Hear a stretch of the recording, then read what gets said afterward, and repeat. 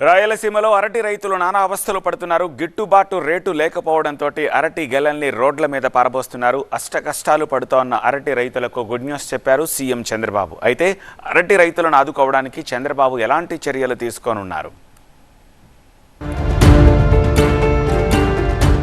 మొన్న అనంత అరటి రైతుల ఆవేదన, ఇవాళ పులివెందుల అరటి రైతుల ఆక్రోశం. లక్షల రూపాయలు ఖర్చు చేసి అరటి పంట వేస్తే టన్నుకు 28,000 రూపాయలు పలకాల్సిన రేట్ ఇప్పుడు 1,000-2,000కు పడిపోయింది. అంటే కిలో అరటి పండ్లు కేవలం రూపాయి లేదా 2 రూపాయలు మాత్రమే ఉంది.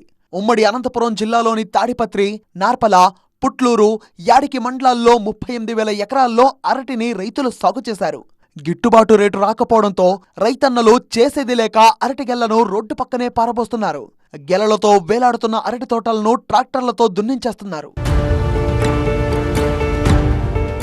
ఇక కడప జిల్లా పులివెందుల రైతులది కూడా సేమ్ టు సేమ్ కష్టం.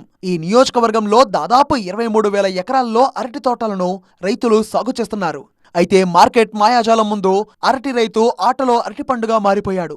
అరటిని టన్నుకు కేవలం 2,000 రూపాయలకు ధరకు మాత్రమే ఇస్తామంటున్నారు వ్యాపారులు, దళారులు. దీంతో కిలోకు 2 రూపాయల రేటు మాత్రమే వస్తుండటంతో రైతులు లబోదిబోమంటున్నారు. ప్రస్తుతం ఎక్స్పోర్ట్స్ లేనందున మార్కెట్లో అరటి ధర తగ్గిందని, గిట్టుబాటు రేటు ఇచ్చి ప్రభుత్వమే కొనుగోలు చేస్తే తమకు మేలు జరుగుతుందని అరటి రైతులు చెప్తున్నారు. కాయ చాలా బాగుంది, కొట్టేవాళ్ళు లేక, ధర లేక చాలా మాగిపోతూ ఉన్నాయి.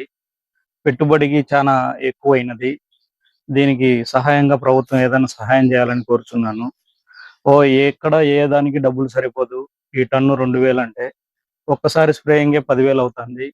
అలా చాలాసార్లు స్ప్రేయింగ్, ఎరువులు ధరలు లేక ఉన్నాయి. ఏమెత్తుకున్నా ప్రభుత్వం కొద్దిగా ఆదుకోవాలని కోరుచున్నాము. అరటి రైతుల కష్టాలపై సీఎం చంద్రబాబు స్పందించారు. అరటి పంటపై అధికారులతో సమీక్ష నిర్వహించారు. అరటి రైతులను ఆదుకోవాలని కేంద్ర ప్రభుత్వానికి లేఖ రాశారు చంద్రబాబు. అరటి మార్కెట్పై నిరంతరం పర్యవేక్షణ ఉండాలని అధికారులను సీఎం ఆదేశించారు. రైల్వే వ్యాగన్ల ద్వారా ముంబై, కోల్కతా మార్కెట్లకు అరటి పంటను వెంటనే తరలించాలన్నారు. అరటి రైతులకు గిట్టుబాటు రేటు వచ్చేలా చూడాలని అధికారులను ఆయన ఆదేశించారు.